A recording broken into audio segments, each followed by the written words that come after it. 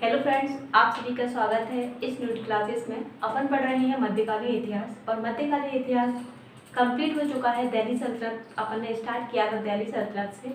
अगर इससे और पीछे जाते हैं तो इसमें अपन ने सबसे पहले पढ़ा कि 712 में यानी कि किस तरीके से मोहम्मद बिन कासिम के द्वारा भारत में आक्रमण किया जाता है और किस तरीके से भारत में मोहम्मद बिन कासिम के बाद मोहम्मद गौरी महमूद गजनवी, मोहम्मद गौरी और इस तरीके से आपने देखा कि किस तरीके से इनकी इंडिया में दिल्ली सल्तनत की स्थापना होती है। इसके बाद आपको पता होगा कि मोहम्मद बिन तुगलक था, यानी कि तुगलक डायनेस्टी के टाइम की बात चल रही है। ये डायनेस्टी आपको पता ही है, सबसे लंबे टाइम तक चलने वाली डायनेस्टी हुई है। लगभग 94 ईयर्स तक इसने रूलर किया है, शासन किया है। और अगर बात करते हैं तो इसमें जो सबसे विद्वान शासक था मोहम्मद बिन तुगलक, और मोहम्मद बिन तुगलक के टाइम पर ही क्या हुआ, सबसे ज़्यादा राज्य विस्तार हुआ और सबसे ज़्यादा विद्रोह भी हुए। इसी में क्या हुआ, दक्षिण भारत के टाइम पर आपको पता है 2 नए राजवंश उभर के आते हैं, जिसमें मैंने आपको पढ़ाया विजयनगर साम्राज्य। और विजयनगर साम्राज्य में किस तरीके से हरिहर और बुक्का के द्वारा विजयनगर साम्राज्य की स्थापना की जाती है। और वहाँ सबसे मुख्य रूप से आपने जो 4 डायनेस्टी 4 वंश जो उभर के आए, जिसमें संगम वंश देखा आपने, सालू वंश देखा, तुलु वंश देखा और अराबिडु वंश देखा। अराबिडु वंश में आपको इतना ही याद रखना था कि अराबिडु वंश जो था उसके बाद क्या होता है, पूरी तरह से ये साम्राज्य समाप्त हो जाता है। अगर बात करें तो उसी टाइम जब कृष्णदेव राय के टाइम पर अगर बात करते हैं तो ये डायनेस्टी काफ़ी अच्छी पोजीशन पर पहुंच जाती है, विजयनगर साम्राज्य। लेकिन क्या होता है, आपको पता है 23 जनवरी और 1665 ASP में जो देखा आपने तालीकोटा का युद्ध या राक्षस मंडी का युद्ध, ये युद्ध होने के कारण दक्षिण भारत में बैमनी साम्राज्य भी स्थापित हो चुका था। तो बैमनी साम्राज्य के जो 4 नए प्रांत उभर के आए थे, जैसे अगर बात करते हैं अहमदनगर, बीजापुर, बरीद, इन सभी ने मिलकर क्या किया, बैमनी साम्राज्य के सभी लोगों ने मिलकर क्या किया, यानी कि विजयनगर साम्राज्य पर आक्रमण किया। और विजयनगर साम्राज्य का पतन यहीं से शुरू हो जाता है। तो सिंपल सा आपको इसमें इतना ही याद रखना है। अगर बात करें तो जो अराबिडु साम्राज्य है, अराबिडु वंश में आपको ज़्यादा याद नहीं रखना था, उसमें सिर्फ आपको याद रखना था उसका संस्थापक और इसका अराबिडु साम्राज्य का अंतिम जो था वो कौन था। अंतिम शासक आपको याद रखना था कि रंग तृतीय इसका अंतिम शासक हुआ है। ठीक है, तो यहाँ तक की कहानी बिल्कुल क्लियर हो गई होगी। पेपर में इतना ही पूछा जाता है, ज़्यादा इधर उधर का मटेरियल पढ़ने से अच्छा है कि जो आपको दिया जा रहा है वो बेस्ट है और आपको इतना ही पढ़ लेना, बस आपका एग्जाम बिल्कुल 101% क्रैक होगा। हम आपसे वादा करते हैं, आपको सिलेक्शन तक ले जाकर ही छोड़ेंगे। ठीक है, तो आज अपना नया साम्राज्य यानी कि नया जो वंश है, इसका नाम आपको याद रखना है बैमनी साम्राज्य। बैमनी साम्राज्य यानी कि मोहम्मद बिन कासिम के टाइम पर बैमनी साम्राज्य की स्थापना 1347 में दक्षिण भारत में पहली बार मुस्लिम साम्राज्य की नींव पड़ती है। ये आपको याद रखना है, ये मोस्ट इम्पोर्टेंट है कि बैमनी साम्राज्य यानी कि दक्षिण भारत में मुस्लिम साम्राज्य की नींव रखने वाला पहला साम्राज्य हुआ, ये पॉइंट है, बस इतना। इसके बाद हम आपको इसको पूरा आपको नोट्स के रूप में दे रहे हैं, जिसमें समझने लायक कुछ है नहीं है, जो मोस्ट इम्पोर्टेंट है वो हम आपको बताते जा रहे हैं। ठीक है, आइए देखते हैं सबसे पहले बैमनी साम्राज्य। एक ही वीडियो में पूरा कंप्लीट हो जाएगा। संस्थापक देखना है आपको, यानी कि हसन गंगू के द्वारा मोहम्मद बिन तुगलक जो है उसके टाइम पर 1347 में इसको स्थापना की गई थी। इसके बाद अगर बात करते हैं अलाउद्दीन बहमन हसन साहब, ये जो हसन गंगू है ना, ये किस नाम से बैठते हैं, तो ये अलाउद्दीन हसन बहमन साहब के नाम से सिंहासन पर बैठते हैं। अब इनके द्वारा इनके द्वारा क्या किया जाता है, अपने साम्राज्य को 4 प्रांतों में 4 प्रांत बोल सकते हैं या 4 नए राज्य बोल सकते हैं, स्थापित किए जाते हैं। तो आपको याद रखना है, सबसे पहले ये अपनी राजधानी कहाँ रखते हैं, राजधानी गुलबर्गा रखते हैं। और इसकी जो राजकीय भाषा थी वो क्या थी, तो इसकी राजकीय भाषा मराठी थी। और अगर बात करते हैं, इसने अपने साम्राज्य को 4 प्रांतों में बांटा था। तो 4 प्रांत कौन कौन से हैं, ये इंपॉर्टेंट रहते हैं। यानी कि आपसे पूछा जाए कि अलाउद्दीन हसन बहमन शाह के टाइम पर निम्न में से 4 प्रांत कौन से हैं, तो आपको याद रखना है गुलबर्गा, दौलताबाद, बरार और बीदर।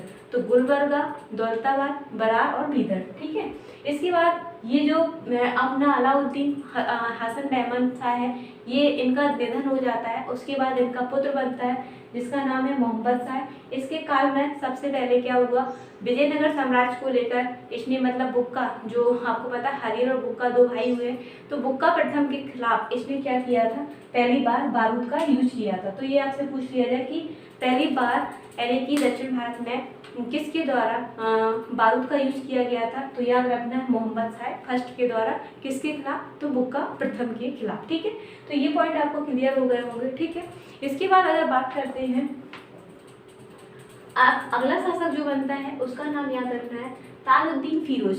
ताजुद्दीन फिरोज, ताजुद्दीन फिरोज ये विद्वान शासक थे। इनको खगोलीय जो शास्त्र होता है उसका भी ज्ञान था। काफ़ी सारी लैंग्वेज जैसे तुर्की हो गई, अरबी हो गई, फारसी हो गई और मराठी हो गई, कई सारी लैंग्वेज को ये जानता था। तो इसको आप बोल सकते हो ये विद्वान शासक था, खगोल शास्त्री के रूप में। तो खगोल जो होता है ना, जैसे खगोलिक विज्ञान जो जानते हैं ना, वो भी इसको ये उसका बहुत बड़ा ज्ञाता था। ठीक है, इसके बाद अगर बात करते तो इनके द्वारा जो निर्माण कार्य किया गया, तो इसने भीमा नदी के तट पर, मतलब भीमा नदी है उसके किनारे एक शहर बसाया जिसका नाम है फिरोजाबाद। तो याद रखना है ये फिरोज शाह, मतलब ये वो फिरोज नहीं है जो अपन तुगलक टाइम पे पढ़े हैं, ये फिरोजाबाद की बात करें तो फिरोजाबाद आपको याद रखना है कि ताजुद्दीन फिरोज शाह के द्वारा इसको बसाया गया। ठीक है, अगली बात अगर बात करते हैं अहमद शाह, यानी कि अहमद आपके लिख दिया, अहमद शाह है। इन्होंने राजधानी परिवर्तित की। अभी तक राजधानी चल रही थी आपकी क्या, अभी तक गुलबर्गा चल रही थी, लेकिन जैसे ही अहमद शाह आते हैं तो सबसे पहले राजधानी चेंज करते हैं। इन्होंने राजधानी रखी अपनी बीदर। ठीक है, तो पूछा जाएगा आपसे कि किसके द्वारा राजधानी बीदर बनाई गई, तो आपको याद रखना है अहमद शाह के द्वारा राजधानी बीदर बनाई गई। इनको संत के नाम से भी जाना जाता था। तो ये आपके लिए मोस्ट इम्पोर्टेंट है कि मतलब निम्न में से बहमनी साम्राज्य के शासकों में से किसको संत के नाम से जाना जाता था, तो इनको संत यानी कि संत भी कहा जाता था। ये आपको याद रखना है अहमद शाह को। ठीक है, इसके बाद मोहम्मद शाह तृतीय, मोहम्मद शाह तृतीय आते हैं। मोहम्मद शाह तृतीय ये याद रखना है। तो मोहम्मद शाह तृतीय ये तो नाम मात्र के शासक रहते हैं, इन पर पूरी तरह से नियंत्रण रहता है। इनके ही प्रशासक मतलब इनके ही सेनापति मोहम्मद गवा के पास। ठीक है, तो इतना ही याद रखना, क्योंकि इसमें फिर क्या होता है, मोहम्मद गवा पूरी तरह से शासन नियंत्रण कर लेता है, फिर इसको कुछ उल्टे सीधे काम भी करता है। तो ये मोहम्मद शाह तृतीय है, मोहम्मद गवा को पकड़ के फांसी दे देते हैं। इस तरीके की कहानी इसमें चलती है। ठीक है, लेकिन अपने एग्जाम की दृष्टि से क्या इंपॉर्टेंट है वो हम आपको बता रहे हैं। और आपकी अगला शासक आएगा महमूद शाह। इनमें शाह लगा लेना, शाह लगना था इसमें। महमूद शाह, सारी शक्तियाँ इनके पास किसके हाथ में थी, अमीर अली वरीद के पास। तो इसमें मोस्ट इम्पोर्टेंट है क्या होता है, महमूद शाह के बाद जितने भी राजवंश आते हैं वो सारे राजा किसके हाथ की कठपुतली बन जाते हैं, यानी कि अमीर अली वरीद शाह के। अमीर अली वरीद शाह को इसको बोला जाता है दक्कन की लोमड़ी। क्वेश्चन पूछा गया है कि दक्कन की लोमड़ी के नाम से किसे जाना जाता है, तो आपको याद रखना है इनका नाम है अमीर अली वरीद शाह। तो ये किसके मतलब इन्होंने किसके टाइम पर शासन मतलब किसके टाइम पर शक्तियाँ ली, तो याद रखना है महमूद शाह के टाइम पर शक्तियाँ ली इनने। मतलब ये नाम मात्र के शासक रहते हैं, बाकी पूरा प्रशासन नियंत्रण ये जो है अमीर अली वरीद के पास रहता है। इनको दक्कन की लोमड़ी के नाम से भी जाना गया है। ठीक है, तो ये पूछा जाएगा आपको, तो आप इसको याद रखें, ये पूछा भी गया है और पूछा जा सकता है।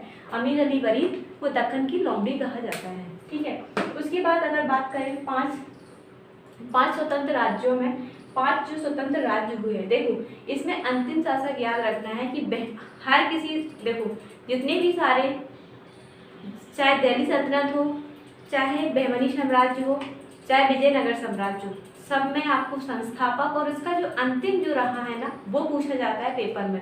तो बहमनी साम्राज्य में भी यानी कि बहमनी साम्राज्य में अंतिम शासक आपको याद रखना है। बीच में क्या हुआ अगर नहीं भी याद रहता है तो कोई प्रॉब्लम नहीं, लेकिन आपको इसका अंतिम शासक है आपको याद रखना है कलीमुल्लाह बहमनी। तो क्या है कलीमुल्लाह बहमनी, ये मोस्ट इंपोर्टेंट है पेपर में। जब एमपी का पेपर देते हो ना तो एमपी के पेपर में तो ये इसकी लाइन लग जाती है, मतलब एक ही क्वेश्चन कई बार दोहरा दिया जाता है। तो आपको याद रखना है अंतिम शासक क्या है, कलीमुल्लाह बहमनी। तो कलीमुल्लाह बहमनी यहाँ पर साम्राज्य क्या होता है, समाप्त हो जाता है, समाप्त नहीं होता है एक्चुअल में। अब ये जो प्रांत मतलब एक पूरा साम्राज्य था अब छोटे छोटे प्रांतों में टूटेगा। इसके टाइम पर क्या होता है, कलीमुल्लाह बहमनी के टाइम पर ही 5 स्वतंत्र राज्यों में बढ़ जाता है। इस तरीके से आपको ये टेबल देख रही होगी। सबसे पहले राज्य, संस्थापक और वंश। तो देखो बरार में कौन आए, बरार में आए फतेहुल्लाह अहमद शाह। इसके बरार की स्थापना जिसने की, तो याद रखना है फतेहुल्लाह इमाद शाही के द्वारा। किस वंश की स्थापना की? इमाद शाही। ठीक है। इसके बाद गोलकुंडा कुतुब शाही के द्वारा, इसको मतलब कुतुब शाही, इसमें कौन से वंश की स्थापना है? कुतुब शाही वंश की। मैन क्या है? वंश का नाम तो नहीं पूछा जाता पेपर में, मैन पूछा जाता है बरार को किसके द्वारा स्थापना की गई, तो आपको याद रखना है फतेहुल्लाह इमाद शाही के द्वारा। गोलकुंडा किसके द्वारा स्थापित किया गया, तो आपको याद रखना है, क्या याद रखना है? कुली कुतुब शाही के द्वारा। अहमदनगर मलिक अहमद निजाम शाही के द्वारा, मलिक अहमद निजाम के द्वारा। ठीक है। इसके बाद बीजापुर यूसुफ आदिल शाह, ये वही यूसुफ आदिल शाह हैं जिसमें आपको पता है गोवा किसके द्वारा छीन लिया जाता है? पुर्तगालियों के द्वारा। ठीक है। तो ये याद रखना है बीजापुर यानी कि यूसुफ आदिल शाही के द्वारा आदिल शाही वंश की स्थापना की। वहीं बीदर में आपको पता है अमीर अली बरीद के द्वारा बरीद शाही वंश की स्थापना की। ये वही अमीर अली बरीद है जिनको दक्कन की लौंडी कहा जाता है। इतना आपको समझ में आ गया होगा, मैं आपसे आशा करती हूँ। बस आपको अगर पूरे बहमनी साम्राज्य में कुछ याद नहीं होता है तो सबसे पहले आपको याद रखना है क्या? इसका संस्थापक, इसकी राजधानी, ठीक है, इसकी लैंग्वेज, ठीक है। इसके बाद अगर आपको ये सब कुछ नहीं भी याद हो रहा ना, तो आपको अंतिम शासक याद रखना है, ठीक है। और उसके बाद 5 जो स्वतंत्र राज्य उभर के आए उनको याद रखना है, किसने किस राज्य को स्थापना की, कौन से वंश की स्थापना की। ठीक है। इतना आपको पूरा क्लियर हो गया होगा। एक बार इसको पूरा देख लीजिए। 2-3 पॉइंट और हैं वो हम आपको बताते हैं। मैं आपको देखना है बहमनी साम्राज्य में 2 पॉइंट और रह गए हैं, जिसमें आपको दिख रहा होगा बीजापुर में 2 शासक हुए हैं। जैसे बीजापुर में 2 शासक हुए, जैसे यूसुफ आदिल शाह और एक और शासक है मोहम्मद आदिल शाह। यूसुफ आदिल शाह और मोहम्मद आदिल शाह 2 शासक हुए। तो पहले पूछा जाए कि बीजापुर यानी कि यूसुफ आदिल शाह के द्वारा। इसके बाद जो स्वयं का मकबरा बनवाया गया जिसे गोल गुम्बज बोलते हैं, तो गोल गुम्बज का निर्माण किसके द्वारा करवाया गया? ये पेपर में कईयों बार पूछा जाता है। जगह का नाम पूछा जाता है, किसके द्वारा बनवाया गया ये। ठीक है। तो आपको याद रखना है कि गोल गुम्बज जो है बीजापुर में, गोल बीज याद रख सकते हो। कैसे याद रखना है? गोल बीज यानी कि कैसे? गोल बीज। देखो बीज इसमें आपका चिप गया दोनों। गोल मतलब हो गया गोल गुम्बज, बीज मतलब हो गया बीजापुर। तो मोहम्मद आदिल शाह ने क्या बनवाया? स्वयं का मकबरा बनवाया और इसके द्वारा गोल गुम्बज का निर्माण करवाया गया। ये भारत का सबसे बड़ा गोल गुम्बज है। भारत का सबसे बड़ा गुम्बज की बात करते हैं तो गोल गुम्बज बीजापुर में किसके द्वारा बनवाया गया? तो मोहम्मद आदिल शाह के द्वारा। ठीक है। ये आपको याद हो गया होगा। ये यूसुफ आदिल शाह है, ये मोहम्मद आदिल शाह है। तो ऑप्शन में दोनों रहते हैं। अब आप गलत करके नहीं आओगे, इसमें आपको लगाना है क्या? मोहम्मद आदिल शाह। अगला शासक आपको दिख रहा होगा, अगला जो राज्य है गोलकुंडा यानी कि गोलकुंडा आपको पता है किसने? मोहम्मद कुली कुतुब शाही के द्वारा। कुली कुतुब शाही के द्वारा ही क्या बनवाया गया? हैदराबाद बसाया गया। हैदराबाद मूसी नदी के किनारे, आपको पता है हैदराबाद। इसके बाद आपको देखना है गोलकुंडा का किला। ये क्वेश्चन कई बार पूछा गया है कि गोलकुंडे के किले का निर्माण किसके द्वारा बनवाया गया? तो याद रखना है कुली कुतुब शाही के द्वारा। कहाँ पर पड़ता है प्रेजेंट में? तो पहले ये हैदराबाद में आता था जब तेलंगाना नहीं बना था, लेकिन अब ये तेलंगाना में आने लगा है। इसके बाद 4 मीनार बनाई और दक्कनी उर्दू, मतलब दक्कन की उर्दू के नाम से अगर कोई जाना जाता है। दक्कन में जो उर्दू का जन्म, मतलब अगर बात करें दक्कन वाले क्षेत्र में, दक्कन एक्चुअल में कहाँ पड़ता है? दक्कन वाला एरिया, महाराष्ट्र का जो एरिया है वहाँ पर। तो वहाँ पर जो उर्दू बोली जाती है उसका जन्मदाता भी यही कुली कुतुब शाह हैं। तो इस तरीके से आपका बहमनी साम्राज्य पूरा कंप्लीट होता है। आपको ये पूरा आपको दिख रहा होगा, पूरा क्लियर। आपको अपना खुद का शॉर्ट नोट्स बनाते जाना है। ठीक है। अब कल आपके लिए स्टार्ट होने वाला है आपका मुगल साम्राज्य। किस तरीके से बाबर की एंट्री भारत में हो गई है। अपन ने अभी इसको स्टॉप करके रखा था। आपको पता है पानीपत की पहली लड़ाई 1526 में इब्राहिम लोदी मारा गया बेचारा, और भारत में एक नया साम्राज्य उभर के आ रहा है, जिसमें मुगल साम्राज्य को अपन ने क्या किया था? दक्षिण भारत के जो 2 साम्राज्य रह गए थे, पेपर के लिए भी इम्पोर्टेंट रहते हैं, इसीलिए अपन ने स्टॉप किया। अब कल से बाबर की एंट्री होती है। तो अपने ज़्यादा से ज़्यादा लोगों को बताइए, दोस्तों को बताइए, वीडियो को लाइक शेयर सब्सक्राइब कीजिए, वीडियो को इतना फैला दीजिए कि यहाँ पर पूरा कंप्लीट तैयारी यहाँ पर करवाई जा रही है। कोई भी सब्जेक्ट आपका नहीं छूटेगा, विद कॉन्सेप्ट के साथ ही अपन यहाँ तैयार करेंगे। ठीक है। तो इसके लिए थैंक यू। कल फिर मिलते हैं।